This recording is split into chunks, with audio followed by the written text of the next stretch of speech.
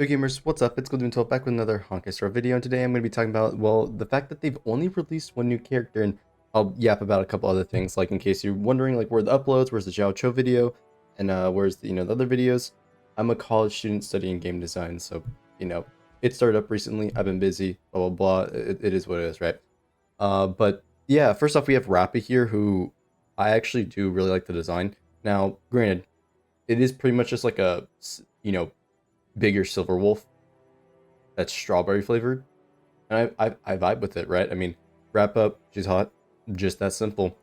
Uh, I will say I think the combination of imaginary and your edition is definitely interesting. Now, the main reason is because I've heard a lot of rumors, and I can even just like BS this right here. First off, she's a Galaxy Ranger, but why this matters is our only other Galaxy Ranger, Boot Hill, is a break unit. So if I'm gonna assume she's a break unit, right? Well, that can mean two different things. So it's imaginary erudition. First off, erudition doesn't have the best track record in terms of actual units, right? Their unit track record is pretty iffy, all things considered, right? If anybody keeps up with the actual game, right, in terms of how things are balanced, and I'm specifically wanting to bring up Jing Yuan as an example, or like Blade, not Blade, he's not erudition, my god. Jing Yuan, Jade, Argenti, right? They're not seen as the most powerful units, right? Jade is very good for pure fiction modes, versus Jing Yuan, who really isn't seen as good anymore, and Argenti, who's seen overall as made, except in less pure fiction, right? So obviously, this would make me think that, oh, this unit is probably made for erudition, which I think is kind of annoying, but it is what it is, right? Right now, I don't plan on summoning for her because I don't need a erudition, or sorry, a pure fiction specific unit.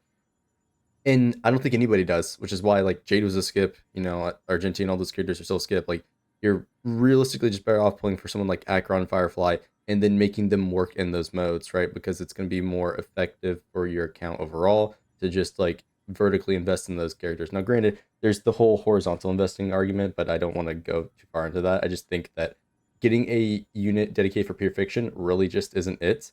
And so I don't want to summon for this character, especially because I can already like full clear pure fiction with my hyper invested Acheron and my Himiko Hurt Dead team, right? So you can have the, again, completely free to play team versus a, for me at least, it's completely free to play, but a, really high investment Acheron team that's just going to full clear the other half regardless of, the buffs that's currently going on. So again, this like in terms of pull value isn't really there. And I already mentioned it. She seems to be the only new character coming next update, which is a first, right?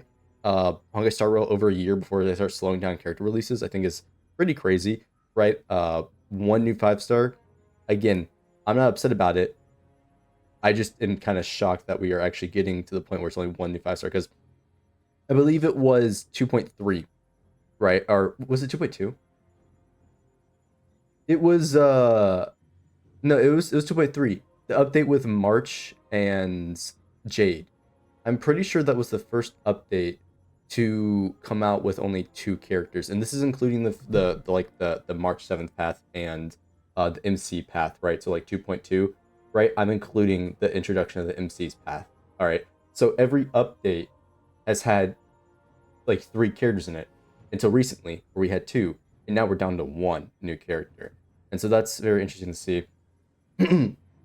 But to circle back to like the whole break thing, right? If we're gonna assume she's break based, right, and that she is, erudition, in case you guys don't know, imaginary break is actually the worst for damage scaling, uh, because it doesn't have any debuff applied to the enemy. Like it literally doesn't apply break damage. You do the initial break, and what I mean by that is you do the initial break, right? Of their toughness bar is gone, they take a chunk of damage, it applies the effect. It doesn't have a damaging effect like the rest of them, right? And so like in the break chart, you have the lowest damage because it's just the raw break. Even if you're sitting at like, in this calc I have it at like 300 break, your damage is terrible, right? The actual break damage of imaginary is bad. And you'd be like, wait, what about the MC? The reason the MC works is because they are a break support, in that they have high toughness damage, and that's why super break matters, because super break isn't scaled off of the actual break bar, it's scaled off the toughness the attack is doing, right? Which you again, that's, I need to obviously apply the various buffs here, right? Because it's only in like 30 toughness attack. But you see what I'm saying? Is that the break damage for imaginary is just bad versus any of the other elements, right? And this is plays into the wider scope of the game of like which elements are good for support, which elements are good for DPS characters. It's pretty much DPS elements are going to be your fire physical ones that are really strong, right? And then ice is sort of like a hybrid one with lightning, wind also being DPS elements, but more towards the debuff centric character. So like, you know, Kafka, Black Swan, so on and so on. And then obviously Quantum is another one of those hybrid ones where you get both the delay and the break damage, which is why Quantum is one of the actually best elements for both the support and a DPS character, is that it can, you know, delay, which is giving you that pseudo defensive utility like ice, but then it's giving you way more damage, right? So again, there's ways to be played here with elements like Quantum, but Imaginary doesn't have that. All it has is speed reduction and then increase in delay over Quantum, right? And so to me, Imaginary Erudition doesn't sound good even for Pure Fiction, because you're going to delay the enemy more. Because in Pure Fiction, you come with the enemy to act to build your energy more, or like take more dot damage, for example, in the dot ones. So this is already an inherently bad element. So they're going to have to do some crazy passive to make this character to appealing and or really good, because nothing seems really stacking up for her. Mediocre element in terms of like meta wise, and a path that has not a really good track record in terms of unit releases for like, oh, this unit's super powerful, right? So like it's already looking rough, despite the fact that I actually do like how this character looks visually, and actually would kind of want her. But as I've mentioned in a ton of my other videos and like on stream, there's a triforce of things to make people pull a character generally.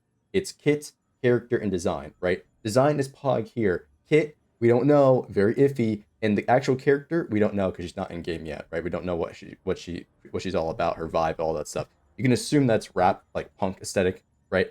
Got all this graffiti designs, which I think is cool. I think it's sick. It's great. It's the reason why, you know, games like Splatoon and all that, love that aesthetic. And so we'll see. In terms of actual like character design, I think it is kind of interesting that I guess everybody from the planet that Silverwolf's from, I think it's Punk Lord, or I forget the name. They're all wearing the same outfit. I don't know. Hoyoverse or Star Rail team, maybe you can get more diversity. I mean, I've seen people comment about how she doesn't look like a Star Rail character, which I think is very interesting. But yeah, I don't know. Like I'm conflicted on how to feel with this character. Again, I like how she looks, but everything else is like, I don't know, right? And we'll see, right? She does seem a little bit cringe on the fact that she's a rapper, though. I don't know how they're gonna handle it, but I'm sure she's gonna pull up and be like, yo, I'm Rappa, and like some like random stuff. Like I honestly don't know. And another annoying thing that I keep seeing in the comments is people like coping about Sunday. Okay, apart from the fact that she looks like KDA, she looks like that one VTuber, blah blah blah. I keep seeing people talk about Sunday and so on. Guys, Sunday next version, surely, like, Jesus Christ. Oh my God. Can y'all shut up, bro? Like, why is it that when a new character comes out, people's reaction is, where's Sunday? I'm gonna just say it. Sunday isn't cool. He's lame. I don't want him. It's that simple. If he's OP, well, then I guess I gotta get him. I honestly don't even know. But yeah, that's really it for this video.